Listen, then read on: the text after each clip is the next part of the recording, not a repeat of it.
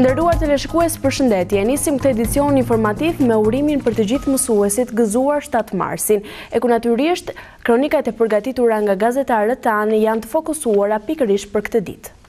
Të gjitha shkollat e qytetit të Gjirokastës kanë zhvilluar sot aktivitete të shumta në kuadër të ditës së mësuesit. Drejtoresha e Arsimit të Gjirokastës, Lindita Rova, ka takuar të gjithë mësuesit në përshkolla, duke i uruar dhe falenderuar për punën e palodhshme në edukimin e brezave.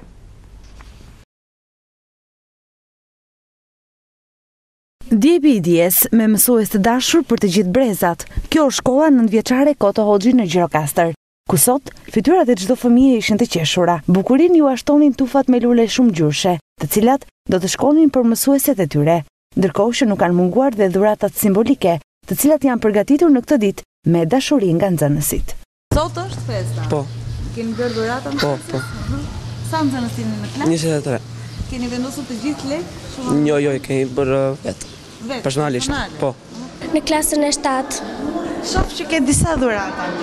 Po. I kam për disa mësuese, kam marrë disa dhurata për disa mësues të kësaj shkolle që na japin e mësim. Kam marrë lule, disa dhurata simbolike të vogla. Uroj të gjitha mësuesve gëzuar 7 marsin dhe një jetë të lumtur. Kam marrë 2 lule, 2 të ndafila për 2 mësuese kujdestare. Jam në klasën e 6, këto mimoza i kam blerë për mësuesen time e mësuese Zhuli dhe i uroj asaj gëzuar 7 marsin. Çfarë i ke blerë mësueses? Një buqet me lule, gëzuar 7 marsin dhe ta kaloj sa më bukur sot. Ke një urim për mësueset? Po, ta gëzoj 7 marsin. Një uroj gëzuar 7 marsin dhe 8 marsin që është dita e nënave gjithashtu. Urimet e veçanta ka përcjellë dhe drejtoresha e Darë Gjirokastër, Lindita Rova, e cila ka takuar e uruar mësuesit e të gjithë qarkut të Gjirokastrës. Me fjalë të ëmbla dhe në fakt fjalët e ëmbla nuk mjaftojnë, janë të pamjaftueshme për të treguar mirënjohjen që kemi për çdo që punon në sektorin e arsimit. Më lejoni që nga shkolla Koto Hoxhi, shkollë nga e cila nisa urimet e mia për këtë 7 mars, të uroj të gjithë mësuesit e qarkut Gjirokastër, gëzuar 7 marsin. Jeni ju ata që mbrojtni brezin e ri, jeni ju ata që punoni çdo ditë me përkushtim për fëmijët tanë. Shumë faleminderit për çdo ditë jetës tuaj që harxhoni në shërbim të fëmijëve. Shumë faleminderit për përkushtimin, mirënjohje të thellë të pakufishme. Gëzuar 7 mars. Në të gjitha shkollat e qytetit, panorama sot ka qenë e njëjtë, ku edhe në shkollën 9-vjeçare Andon Zako Çajupi nuk kanë munguar dhuratat dhe urimet speciale. Sot keni festën E 7 marsit. Është festa e mësueses. Çfarë ke blerë mësueses? Mësueses time i kam blerë një kornizë për një fotografi, që sa herë të vë një fotografi të na kujtojnë. Sot është festa e 7 marsit dhe është dita më e bukur për mësuesen. Ajo pret më urimet të përzemërta nga nxënësit e saj edhe është shumë e lumtur, i mbushet zemra me gaz. Unë sot mësueses i uroj 7 marsin. Pasi kam mbaruar shkollën lart, kam hyrë direkt në punë dhe vajta 25 vjet mësuese dhe jam shumë e kënaqur me këtë profesion, nuk do ta ndroja me asnjë lloj profesioni tjetër. Dhe në këtë ditë të shënuar do desha të uroja me gjithë shpirt fëmijët në radhë të parë që janë e ardhmja e këtij vendi, që janë ata që ne na mbushin me jetë, na mbushin me gëzim, japin kuptim jetës tonë dhe gjithë mësuesit në mbar Shqipërinë për këtë mision fisnik dhe të bukur që kanë. I mbaj mend pothuajse shumicën e brezave që kam nxjerr, gati i kam kolegë sot dhe do t'i uroja që në punën e tyre të jenë të suksesshëm, të punojnë me dashuri, sepse fëmia si ai brumi që po e punove do bëhet i mirë. Në këtë 7 mars, edhe pse koha nuk ishte e përshtatshme, nuk i ka penguar stafet pedagogjike për të organizuar aktivitete të shumta. Nga viti në vit dhe nga marsi në mars, gjithçka ndryshon, por një ditë dhe datë që për herë mbetet në kujtesën tonë është pikërisht 7 marsi, dita e mësuesit, apo siç njihet edhe ndryshe, ditëlindja e shkollës së parë shqipe, e cila u hap në Korçë në vitin 1887. Në kuadër të kësaj dite edhe në qytetin e Tepelenës është zhvilluar një aktivitet ku një vëmendje të veçantë ju kushtua mësuesve veteranë.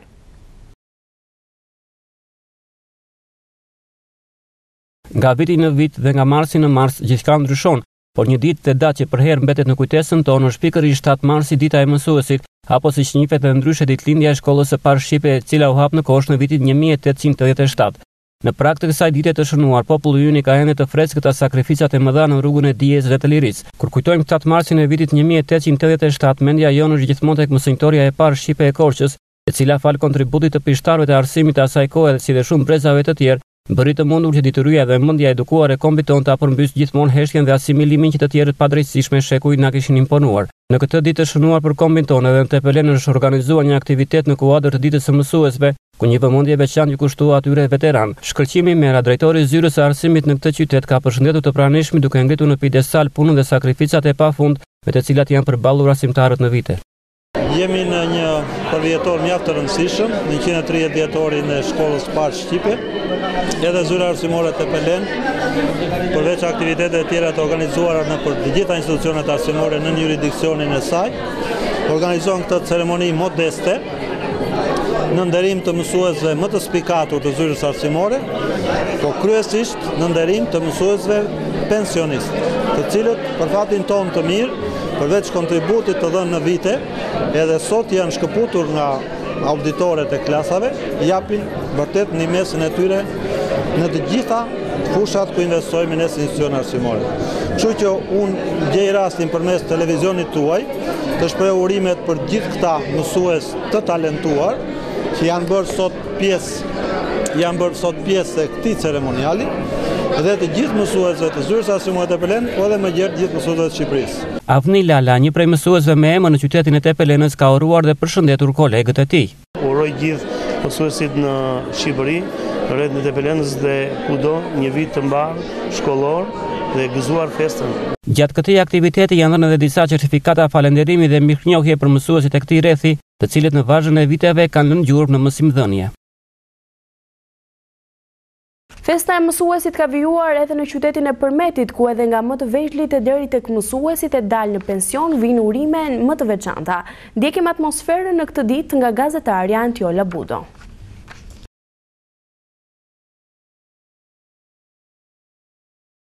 Nga Përmeti i luleve, i kulturës, traditës e dijes, nga qyteti që të përcjell vetëm energji pozitive, me njerëz të dashur e të qetë. Nga ata më të vegjëlit, ata që sapo kanë nisur rrugën e dijes, vijnë urimet më të veçanta për mësuesen e tyre, që nuk do ta harrojnë asnjëherë. Ajo është e qetë, e dashur me fëmijët, të cilët i konsideron të gjithë një lloj dhe si fëmijët e saj. Hyrja në klasë sot ishte jo si ditët e zakonshme.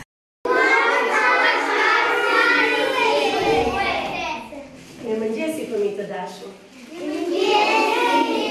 Sa të bukur më dukeni sot. Faleminderit shumë dhe jeni zemra e mësuesës.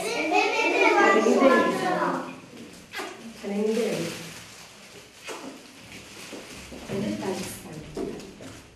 Kartolin do me lexosh.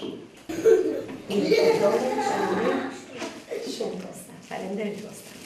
Gëzuar 7-8 marsin mësuese Kozi, që për ne jenë në dy që na mëson dhe edukon, këtë gjë e bën për ditë. Ky urim del nga zemra ime plot me dashuri. 7 marsi. Na erdhi 7 marsi, sa gëzim me lule mbushi gjithë vendin tim, fëmijët e vegjël shumë të gëzuar, të gjithë vrapojnë me buqeta në duar, të gjithë vrapojnë në kush më parë për t'i dhuruar lule mësuese së parë. Për ty mësuese më pëlqen të shkruaj shumë vargje të bukura për t'i recituar. Erdha në klasë të parë shumë e emocionuar, as emrin tim nuk dija ta shkruaja. Tani jam e gëzuar sepse di të lexoj dhe me ndihmën tënde shumë gjëra po mësoj. Kozeta Thanasi është mësuese prej më shumë se 20 vitesh në qytetin e Përmetit.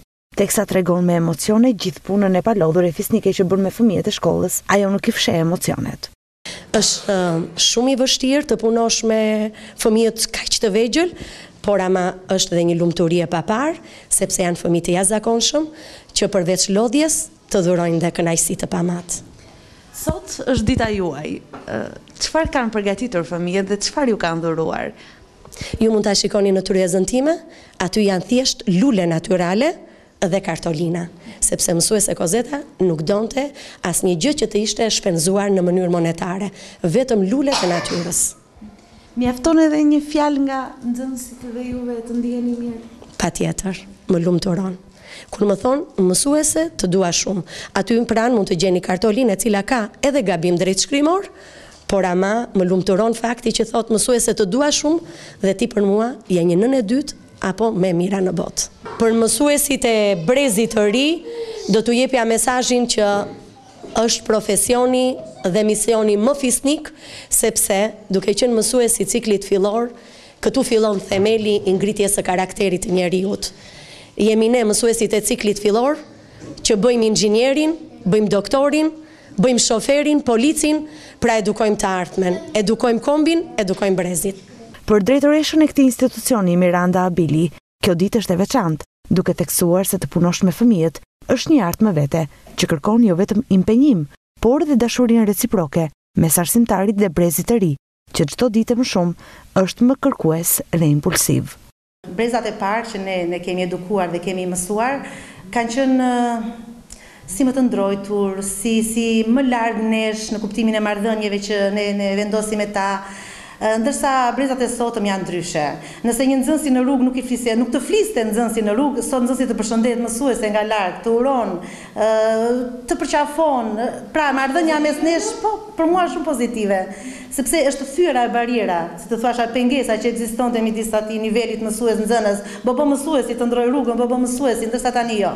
Tani janë marrëdhënie shumë të çiftra, me nxënësin bëhet shok, kur ai është në një nivel më të lartë, kur janë klasat e larta, por e ke dhe fëmijë, e bësh dhe psikolog, po bësh ndonjëherë dhe polic, pra i bën të gjitha format në mënyrë që të gjesh atë gjuhën e përbashkët, sepse dihet që tani shoqëria ka ecur përpara, siç ka ato pozitive të ecjes përpara, po ka dhe ca fenomene negative. Nuk ka më bukur se sa të bësh një urim sot në ditën e 7 marsit, për të gjithë ata breza drejtuesish në radhë të parë që kanë drejtuar këtë shkollë dhe që kanë drejtuar me dinjitet. Shkolla jonë është një shkollë me emër në të gjithë rrethin e Përmetit dhe më gjerë, edhe unë tani që jam e ulur këtu në këtë pozicion, duaj që këtë ta përcjellë në brezat e ardhshëm, të lë dhe unë një emër të mirë për të gjithë ata që do vinë dhe pas meje.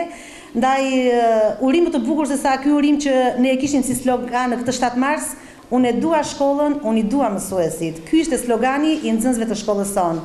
Dhe nëse ne duam shkollën, nëse një popull i tërë do arsimin, atëherë patjetër shoqëria do të ecë përpara.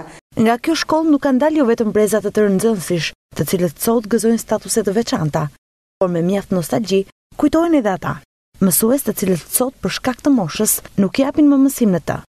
Një prej tyre, me shumë respekt, e takojmë në ambientet e shkollës, që prej një viti ai nuk është më pjesë e stafit pedagogjik, por Pascal Shoni çdo ditë zgjohet me zërat gëmzhues të fëmijëve dhe kujton me nostalgji gjithë periudhën e gjatë e edukimit të brezit të ri.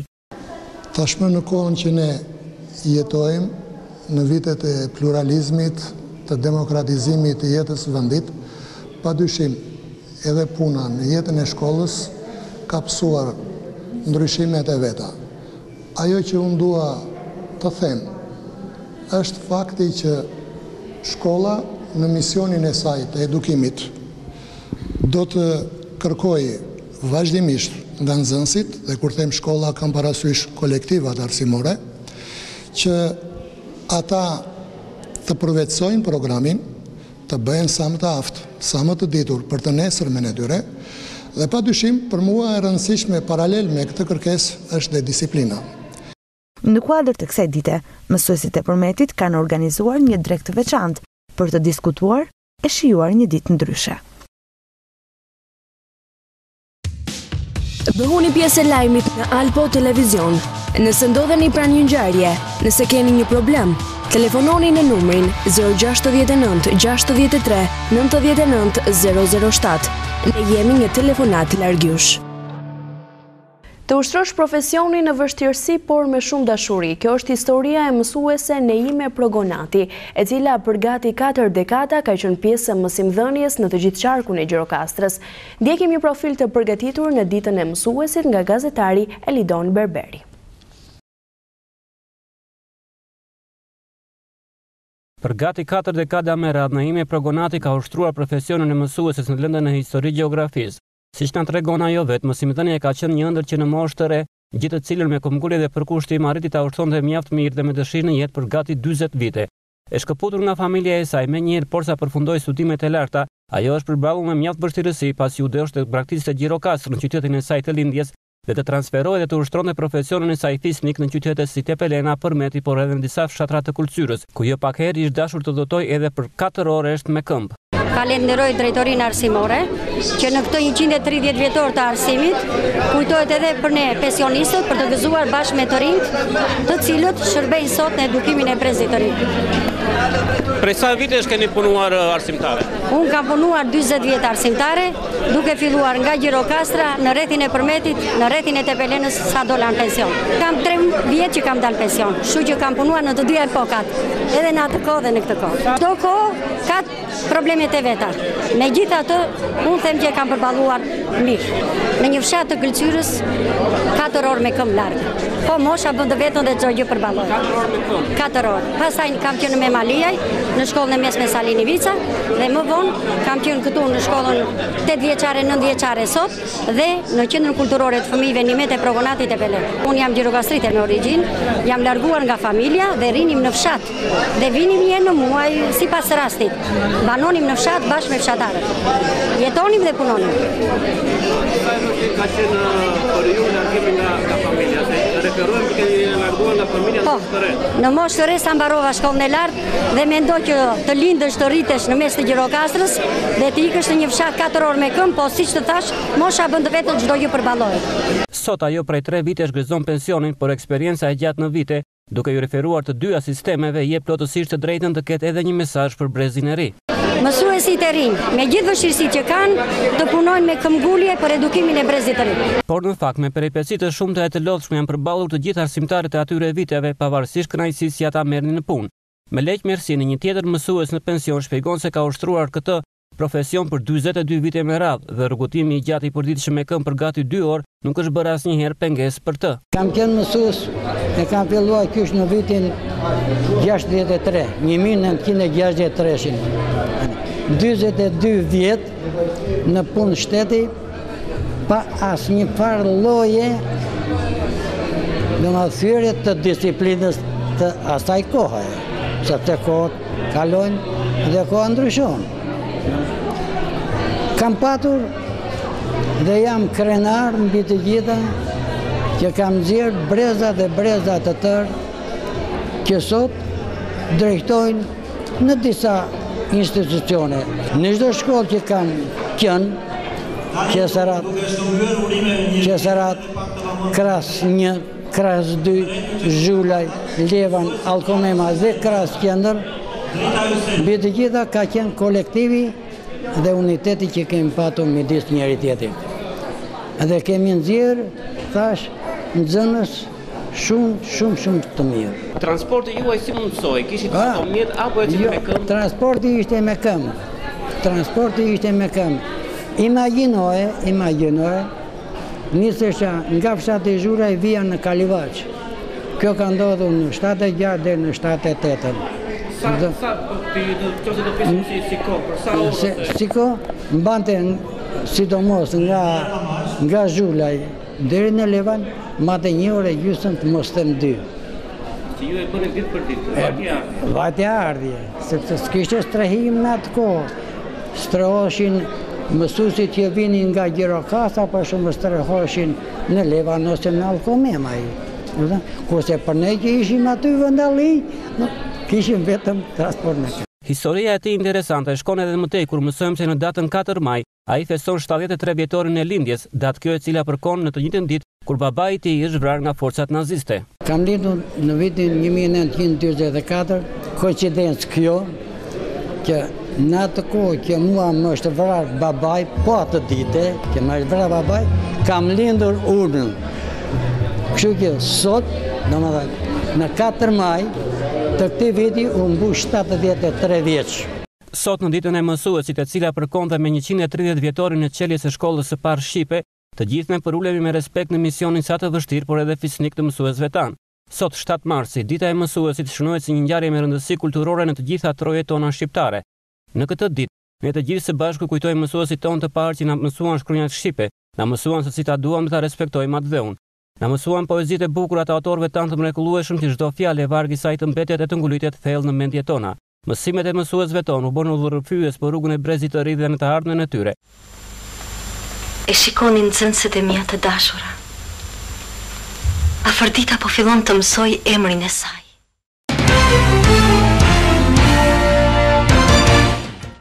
Gjykata e Përmetit ka vendosur masën e sigurisë arrest me burg për ish komandon Alban Voda, i cili shkaktoi vdekjen me mjete prerëse fëmijët e tij Nesim Hoxha në fshatin Ujmir të Këlqyres. Para tokave të zeza mësohet se autori i krimit nuk ka shfaqur asnjë pendes, ndërsa ky i fundit për shkak të dëshmisë jo normale do t'i nënshtrohet një kontrolli psikiatrik për të përcaktuar shkallën e përgjegjshmërisë. Gjykata e Përmetit ka vendosur masën e sigurisë arrest në burg për ish komandon Alban Voda, i cili shkaktoi vdekjen me mjete prerëse të fëmijët e tij Nesim Hoxha në fshatin Ujmir të Këlqyres. Para tokave të zeza ai nuk ka shfaqur asnjë pendes për krimin e kryer, i cili gjatë seancës mësohet të jetë shprehur.